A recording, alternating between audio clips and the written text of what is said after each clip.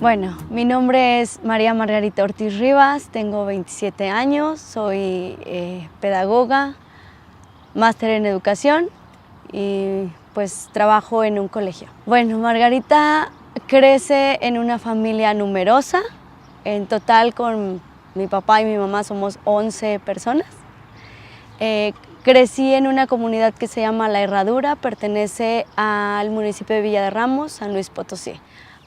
Mis papás trabajaban en el campo, en la cosecha, y como éramos muchos no teníamos una casa donde vivir. Entonces mis papás tomaban a sus hijos y unos los dejaban en un lado, otros con ellos y otros en otro lado, y se iban a trabajar. Entonces eso era un poco difícil. A los 6 años más o menos, mis papás se fueron y en una de las ocasiones que nos dejaban así con diferente gente, a mí me dejaron con mis abuelos, pero mi abuela era un poco mala, entonces no me dejaba jugar, no me dejaba hablar, no me dejaba hacer nada, y esa fue una de las veces que más sentí como el chin, o sea, se fueron y me dejaron. Pero mi abuela hacía algo, tomaba la leche y la colgaba en una cosa que tenía arriba del techo y ahí la dejaba. Y yo podía tener hambre y podía voltear a verla y ella no hacía nada. O sea, prefería tomar la leche y tirarla. Casi no era de pegarme, pero era de gritar. Era de insultar, era de decir como eres un estorbo, ¿por qué te dejaron aquí? ¿Y por qué esto? Y yo me tengo que estar haciendo responsable y tengo que darte de comer. Entonces todo eso a mí me lastimaba. Yo decía, pues mis papás, ¿por qué me dejaron aquí? ¿Por qué no vienen? ¿Por qué no me llevan con ellos? No importa que seamos muchos, o sea, no importa que sea más difícil, pero que me lleven con ellos. Como hijo esperas que tus papás estén al pendiente, ¿no? De qué sientes, de qué quieres. Y pocas veces, o por decirlo casi nunca, yo he escuchado de ellos, tú qué sientes o tú qué quieres. Entonces era como decir, ¿qué onda? Estoy aquí y estoy con mis hermanos, pero no soy parte o no existo o no sé. Sí, cuando a mí me dejan en casa de mis abuelos, y mis papás se van a trabajar, luego regresan y ellos deciden ya como estar fijos en un lugar. Y cuando hacen eso se van a vivir a casa de mis abuelos. Toda la familia, de hecho, nos vamos a vivir ahí. Pero mi papá decide emigrar a los Estados Unidos. Y él toma la decisión, toma sus cosas y se va. A las 2 horas más o menos mi abuela nos corre de su casa, a todos. Entonces en pocas palabras nos dice, mi hijo ya se fue y yo no me hago responsable de ustedes, así es que háganle como puedan. Después de que mi abuela paterna, porque eran los papás de mi papá, perdón, después de que ella nos corre, tomamos nuestras cosas, salimos y vamos a casa de mis abuelos maternos, que de hecho era otra historia, o sea, eran los abuelos a los que amábamos, eran los abuelos con los que nos encantaba visitar y todo. La relación con mis abuelos era muy buena. De hecho, cuando llegamos ahí yo decía, qué padre, o sea, ya vamos a estar con mis abuelos y ellos nos quieren y ellos sí tienen cuidado de nosotros. Pero empezó a cambiar la relación principalmente con mi abuelo, el trato que él tenía hacia mí. Pues empezó a ser diferente, ¿no? Él empezaba a hacer cosas que a mí no me gustaban. Yo creo que mi abuelo empieza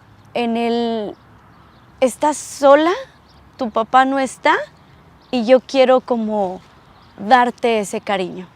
Porque empezaba, ven, voy a darte dinero, voy a darte una moneda. Y nosotros carecíamos, entonces que él dijera, voy a darte una moneda, era como, wow, mi abuelo me quiere mucho, me va a dar dinero, ¿no? Entonces pero te hablaba a solas. Y era de, ven, ven, te voy a dar una moneda. Y tú lo seguías, ¿no? Porque se me va a dar una moneda. Pero cuando ya él encontraba un lugar donde estuviéramos a solas, él empezaba a tocarme. Tocaba mi cuerpo, me besaba, trataba de besar partes de mí que yo decía, no me gusta que lo haga. Y empezó a hacer ese tipo de cosas. Buscaba momentos en el cual él pudiera tocarme, en el cual no había nadie. O sea, mi abuelo era amado y querido por todos. Todos mis primos, todos mis tíos lo respetaban y lo amaban mucho. Y yo realmente llegué a pensar que si yo hablaba, iba a ser una bomba de problemas. De hecho, empezaron a decirme, es que tú eres una amargada, porque no te gusta jugar. Es que tú eres enojona. Es que tú, ay no, yo creo que hasta ni ha de ser niña, porque no le gusta jugar con nadie. Entonces empezaron a decir ese tipo de cosas que yo decía, es que no saben, o sea, realmente no saben lo que está pasando. Pero tampoco se detenían a decirme ahorita, ¿qué pasó? O sea, ¿qué pasó con la niña que jugaba, con la niña que reía, con la niña que hacía, que andaba, o sea, que era una niña? Nunca lo hicieron. De hecho, yo empecé a decirle, mamá, ¿cuándo mi papá va a llamar? ¿Cuándo mi papá, cuándo vamos a tener una casa?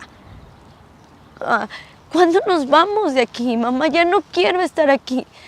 Y ella no me entendía, porque de todos, o sea, todos mis hermanos eran felices ahí, menos yo.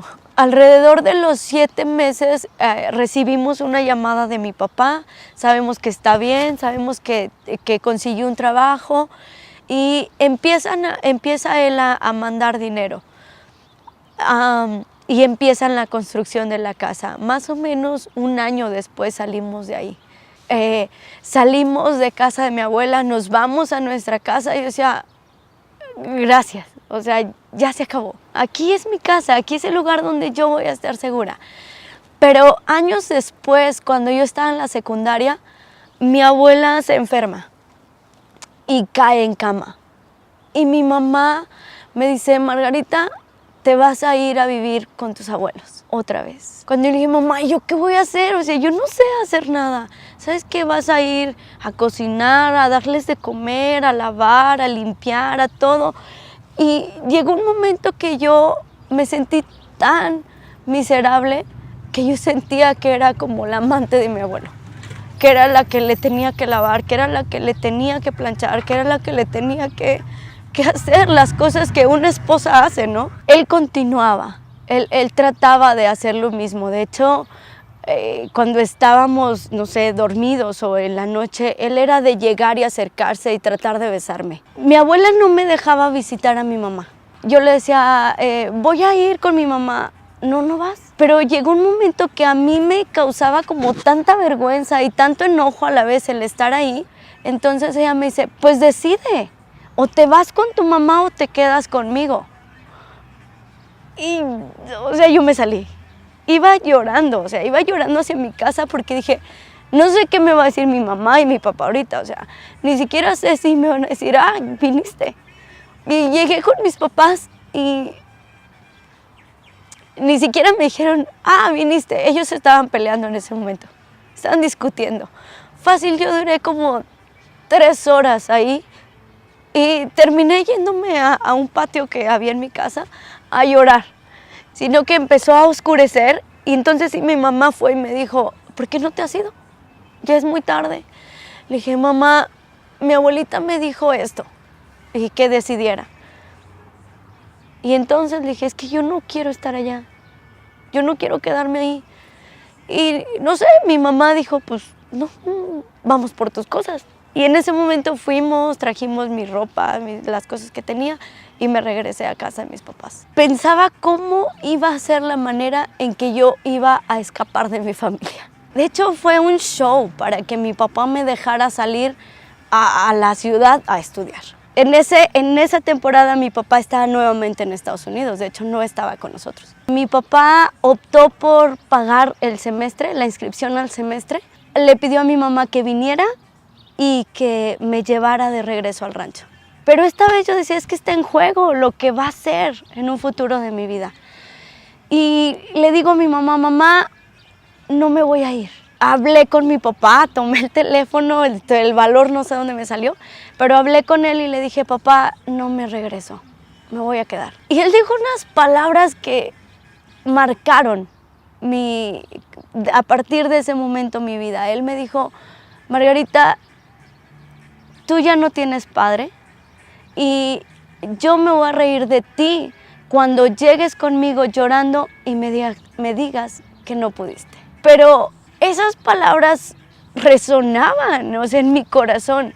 Y por mucho tiempo esa fue la motivación que yo tenía para levantarme, trabajar y estudiar y decir, un día, papá, un día voy a tener el título en la mano y te lo voy a aventar en la cara y te voy a decir que sí pude.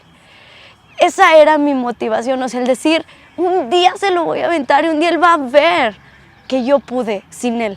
Y yo empecé a trabajar, o sea, yo trabajaba jornadas largas, iba a la escuela, terminaba en las noches, empecé a tomar, empecé a ir a antros, empecé a salir con personas y empecé también a tomar pastillas.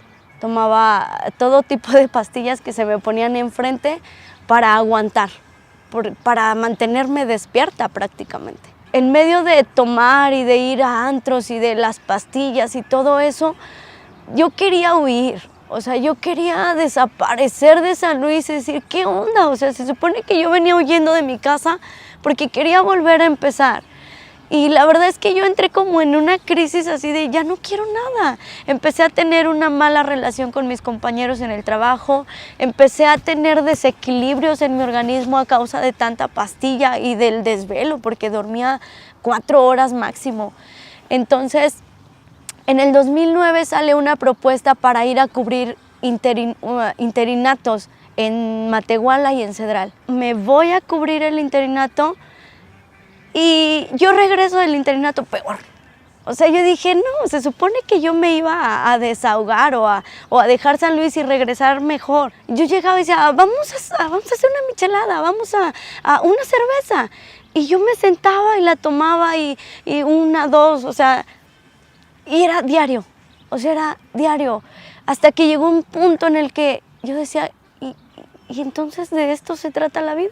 Inicié una relación sentimental. A esta persona yo la conozco cuando llegué a San Luis. Cuando llego aquí, yo lo conozco por mi cuñado, él me pide que sea su novia y a mí me dio miedo. Yo dije, no puedo ser su novia. Y le dije que no quería ser su novia y él se perdió. Los 2 años que yo hice todo lo que hice, él se perdió. Y regresa en ese tiempo. Cuando yo vuelvo a San Luis, poco después, yo lo vuelvo a ver, nos encontramos y pues yo sí me había enamorado de él. Entonces yo dije, creo que yo ya puedo tener una relación con él. Todo el tiempo yo estaba esperando que alguien llegara y me amara. Era lo único que yo buscaba. Yo decía, a lo mejor él sí me amaba y yo hace 2 años no me di cuenta. Entonces cuando lo vuelvo a encontrar, entra en mí el decir, él sí me amaba. Sí, es que él sí me amaba, es que él tenía detalles, es que él me cuidaba, es que él estaba al pendiente de mí. Pero él era todo lo contrario. Para ese entonces, él ya era alcohólico. Él tomaba mañana, tarde y noche. Nuestra relación era horrible. Curiosamente, yo tomaba, pero cuando lo encuentro a él y me doy cuenta que es alcohólico, yo dije, no, yo lo voy a ayudar a él. Él llegó a humillarme frente a personas, frente a amigos. Él llegó a jalonearme, decir, vámonos, no quiero, vámonos. Y yo decía, él va a cambiar. Él va a regresar a ser lo que era cuando yo lo conocí. Ella me invita, bueno, como 1 año antes me había invitado a eventos y cosas así, ¿no? Pero yo decía, no que no quisiera, sino yo le decía, es que no puedo porque estoy trabajando. Pero a mí me llamaba mucho la atención cómo se trataban como familia. Porque decía, llegaban y se saludaban de beso, hola, ¿cómo estás? ¿Cómo te fue? ¿Qué comiste? Y yo por dentro decía, ¿eso existe? O sea, ¿eso es normal?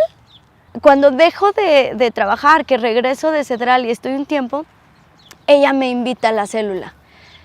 Y pues yo no tenía pretexto, no tenía algo que decirle como para decirle no puedo. Entonces fui a la célula, ahí, escuché lo que compartieron, estaba quebrantada y me preguntaron, ¿qué esperas recibir de Dios? Y yo me quedé en el momento y dije, paz. Si esto o si Dios trae paz, yo aquí me quedo. Yo voy al encuentro y cuando estaba ya con mi maleta y todo, recibo una llamada de mi mamá y me dice, no quiero que vayas ahí. Y el día que yo tenía que llegar a la recepción, ella me estaba mandando mensajes, no quiero que te vayas, Margarita, yo no quiero que vayas ahí. A mí me pesaba mucho eso, era mi mamá, ¿no? Y también él, el que era mi novio, era, dime dónde estás y yo voy por ti. Dime, o sea, yo voy, no tienes por qué estar ahí, no lo necesitas. Tú y yo estamos juntos, estamos bien.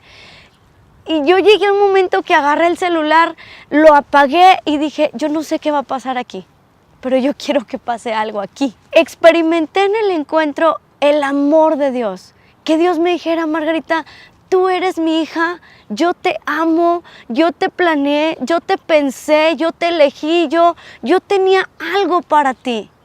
Y hubo un momento en el que Él me dijo, las personas con las que yo te encargué se equivocaron. Y eso partió mi corazón, o sea, se deshizo en el momento de decir, ¡ah! No me puedes decir eso ahorita, Dios. Dios me da una palabra, porque algo a mí me pesaba mucho y era la relación de mi familia.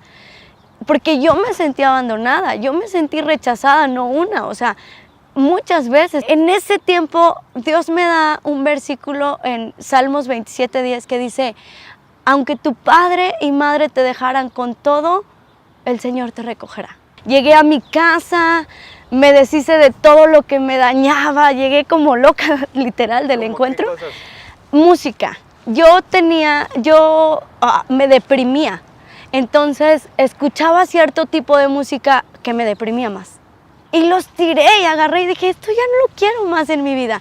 Y en esa misma noche yo le llamo al que era mi novio y le digo, se acabó. Tú y yo ya no tenemos una relación. A partir de este momento, no hay nada, no me busques, bye. No me dejó, no me dejaba tranquila. Y llegó un momento en el que tuvimos un encuentro muy feo, un encuentro muy desagradable. Y él estaba inconsciente de lo tomado que estaba. Y ese día él empieza a forcejear conmigo, empieza a lastimarme en los brazos. Y sin entrar en detalles, volví a pasar por un abuso sexual. Esta vez era doloroso, era feo. Volví en ese momento a decir, es que otra vez me siento miserable. Es que otra vez me siento sucia.